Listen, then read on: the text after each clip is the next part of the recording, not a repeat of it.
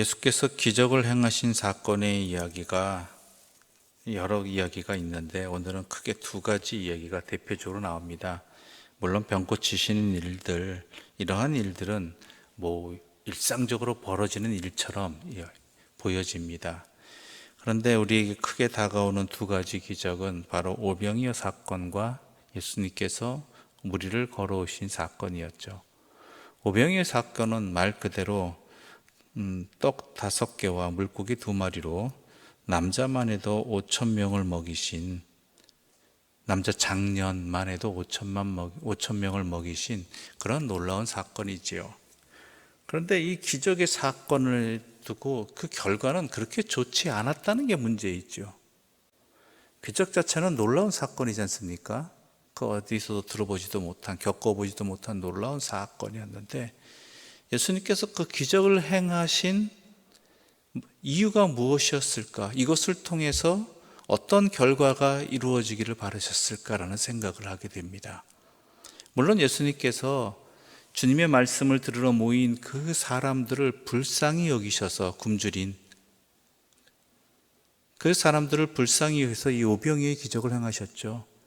이것만 해도 우리에게 큰 은혜입니다. 뭐였냐면 하나님께서 우리의 그 배고픔을 아신다는 것이죠. 아시는 것을 넘어서서 그것을 또한 해결해 주실 수 있는 분이라는 것이죠. 그것이 우리에게 큰 은혜가 됩니다. 우리의 상황을 모르시는 분 아닙니다. 하나님의 말씀만 들으라가 아닙니다. 하나님의 말씀을 듣고자 모인 사람들에게 있어서 그 상황들을 살피시고 또한 응답해 주시는 분이 우리 하나님이시지요. 그렇다면 주의 말씀을 듣고 또한 육의 양식도 해결받은 사람들에게 있어서 그 결과는 어떠해야 될까요? 주님이 원하신 결과는 무엇인가요? 여러분은 어떻게 생각하십니까? 여러분이 만약 그곳에서 주님의 말씀을 들었고 배고프도록 오랫동안 그리고 육적인 배고픔도 해결하면 받았다면 그 기적적인 사건을 경험했다라면 여러분은 어떤 응답이 나올 것 같습니까? 어떠한 반응이 나올 것 같습니까? 그런데 거기서 나온 결과는 주님이 원하시는 결과가 아니었다라는 것이 오늘 성경의 말씀입니다. 22절 함께 읽어볼까요? 22절 말씀입니다. 함께 읽겠습니다. 예수께서 즉시 제자들을 재촉하사 자기가 무리를 보내는 동안에 배를 타고 앞서 건너편으로 가게 하시고. 자, 뭐라고 되어 있습니까? 제자들을 재촉하사 배를 타고 앞서 건너편으로, 내가 무리를 보내는 동안에, 예수님께서 무리를 흩으신다는 동안에 너희들은 가라, 이곳을 떠나라라고 이야기하시는 것이죠. 그 이유가 무엇인지 요한복음 6장 14절과 15절에 이렇게 기록되어 있습니다. 그 사람들이 예수께서 행하신 이 표적을 보고 말하되 이는 참으로 세상에 오실 그 선지자라 하더라. 그러므로 예수께서 그들이 와서 자기를 억지로 붙들어 임금으로 삼으려는 줄 아시고 다시 혼자 산으로 떠나가시니라.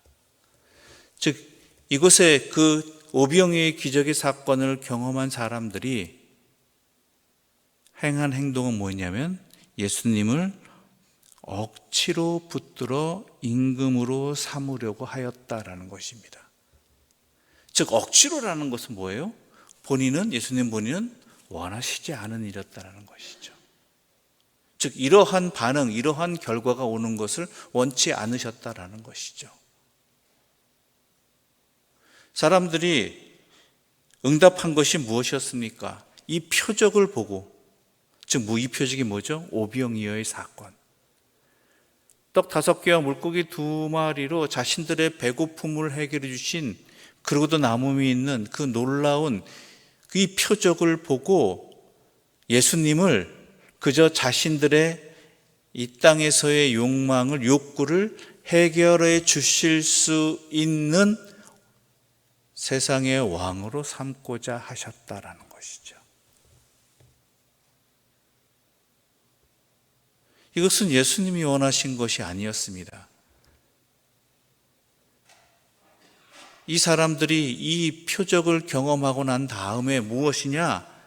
하나님께서 우리에게 진정으로 원하시는 것을 행하게 하시기 위해서 우리의 부수적인 것도 해결해 주시는 분이다라는 것을 믿고 주님의 말씀대로 살아가는 그 응답이 있기를 바랬다라는 것이죠.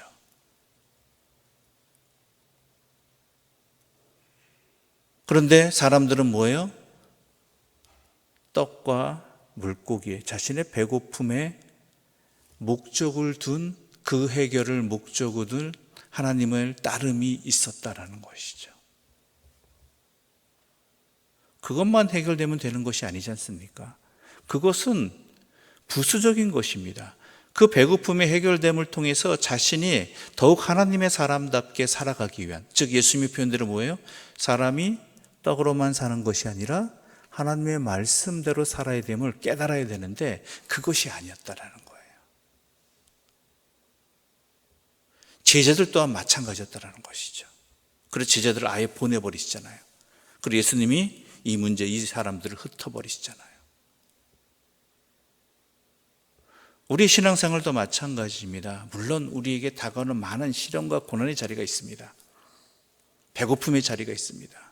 당장 이 땅을 살아가기 위해서 해결해야 될 문제들이 있습니다. 그런데 그것만을 위해서 주님을 믿느냐라는 것이죠. 그렇다고 우리 주님이 그것을 무시하시는 분이 아닙니다.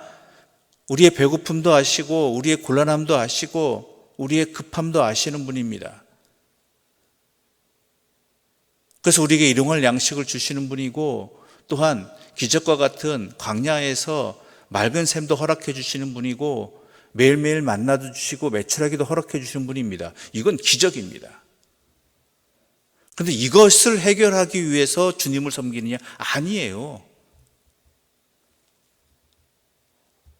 하나님의 말씀대로 살아가기 위한 부수적인 하나님의 돌보심의 은혜라는 것이 그것 자체가 주 목적이 되어서는 안 된다라는 것이죠. 이것을 강력하게 우리 주님은 경고하고 계시는 것입니다. 이것은 어떤 차이가 있느냐?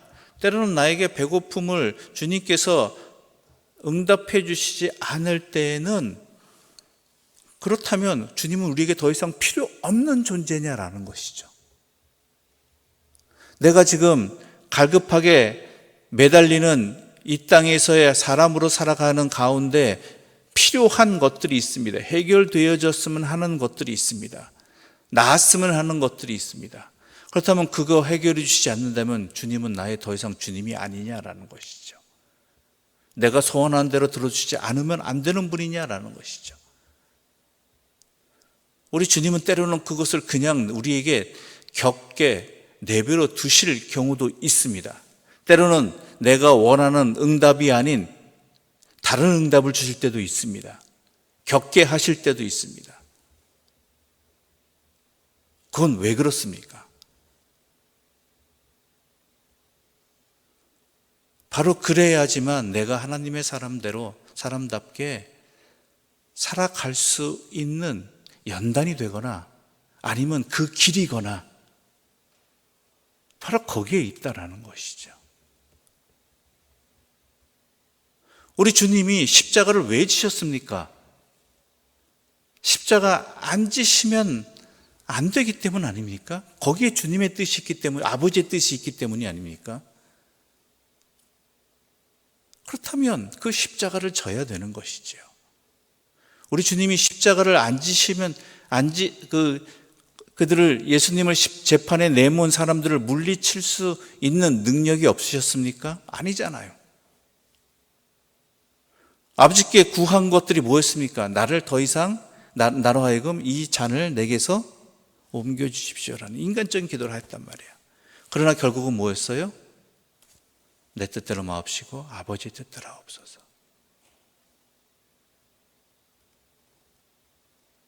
항상 우리의 신앙의 자리는요, 육신의 가람이 항상 있습니다. 그런데 분명히 아셔야 될 것은 우리의 육신의 가람을 하나님께서는 응답해 주시는 분인데 그 응답이 배고픔, 그 가람을 해결해 주시는 부분일 수도 있고요. 또 뭐예요? 그 가람을 내버려 두시는 부분일 수도 있어요. 그러나 그 응답의 목적은 항상 뭐예요? 우리로 하여금 참된 복된 삶, 하나님의 말씀대로 살아가는 삶으로 인도해 주시는 것에 있다라는 것이죠.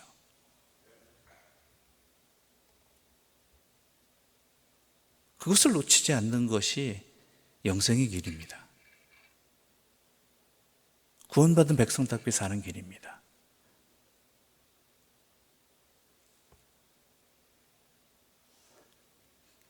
기적은 도구입니다. 그런데 그 도구에 현혹되지 마시고 그 도구를 통해서 이루고자 하시는 주님의 뜻을 항상 찾으십시오. 구하십시오. 하나님께서 나의 이 배고픔을 해결해 주셨다. 그렇다면 배고픔을 해결해 주셨다를 넘어서서 이 배고픔을 해결해 주심을 통해 나에게 원하시는 것이 과연 무엇일까?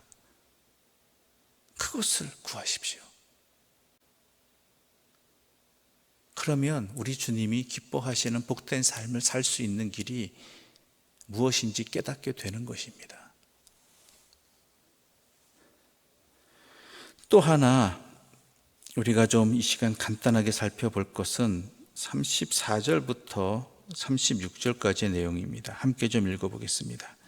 그들이 건너가 게네사렛 땅에 이르니 그곳 사람들이 예수이신 줄을 알고 그 근방에 두루 통지하여 모든 병든 자를 예수께 데리고 와서 다만 예수의 옷자락에라도 손을 대게 하시기를 간구하니 손을 대는 자는 다 나음을 얻으니라. 우리가 또한 놓치지 말아야 될 것은 우리의 필요한 모든 것을 아시는 하나님이시지 않습니까? 그리고 우리에게 가장 좋은 것으로 응답 주시는 분이 우리 하나님이시잖아요. 그렇죠? 잘 아시죠? 근데 그 응답이 내 문제를 해결해 주시는 부분일 수도 있고 또 아닐 수도 있다라고 지금까지 말씀드렸습니다. 근데 여기서 주의될 게 뭐냐? 그렇다면 하나님께서 알아서 주실 터니까 가만히 있으면 되지 않겠느냐? 그렇죠? 나에게 필요한 것이 배고픔의 해결이면 하나님께서 배고픔을 해결해 주실 것이고 또한 이 배고픔을 갖게 하셔서 해결해 주지 않으시는 것 이유도 또한 나에게 선하신 뜻이 있기 때문이 아니겠느냐. 그러므로 나는 가만히 있어도 된다라는 그러한 오해와 착각을 할 수도 있습니다. 그건 아니에요. 그건 주의사항이에요. 절대 그래서는 안 돼요. 오늘 본문에 이 34절, 36절에 병고침을 받은 자들이 나옵니다. 근데 이 병든 자들이 뭐예요? 주님께 나아왔고요. 그렇죠? 그냥 집에서 알아서 그냥 주님께서 이곳에 었으니까 이 동네에 있는 사람들 집에 있으면 알아서 고쳐주시겠지가 아니에요. 주님 앞으로 나아갔고요. 또 뭐 했어요? 주님의 옷자락에라도 손을 대고자 하였어요. 이것이 우리의 모습이어야 되는 거예요. 이게 무슨 뜻이냐? 주님의 뜻대로 살아가는 길 앞에서는요, 그냥 가만히 있다고 되는 것이 아니라 주님께 나아가야 되고요, 주님께 간구해야 되고요,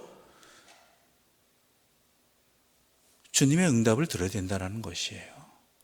손을 옷자락이라도 대야 된다는, 주님 앞에 나와서. 이것 안 하면서 주님께서 알아서 잘 해결해 주시겠지라고 한다는 것은 그건 신앙이 좋은 게 아니라요, 그건 게으른 거예요. 착각하고 있는 거예요.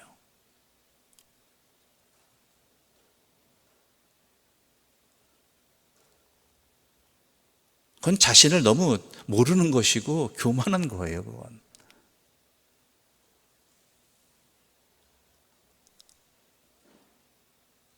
이 착각과 교만에서 우리는 벗어나야 됩니다. 주님 앞에 항상 나와야 되는 것이고 기도해야 되는 것이고 간구해야 되는 것이고, 그래서 응답 주시는 대로 또한 아멘으로 나아가야 되는 거예요. 이렇게 응답 주시면 거기에 대한 아멘이 있는 것이고 저렇게 응답 주시면 저기에 대한 아멘이 있는 거예요. 구하지도 않는다고, 구하지 않아도 된다라고 이런 게 아니에요, 절대. 구함도 또한 우리가 주님의 뜻을 알 수 있는, 깨달을 수 있는 귀한 도구인 거예요. 그것을 우리가 분명히 알자라는 것이죠. 그렇지 않으면 우리는 몰라요. 그건 우리의 어리석음과 게으름이에요.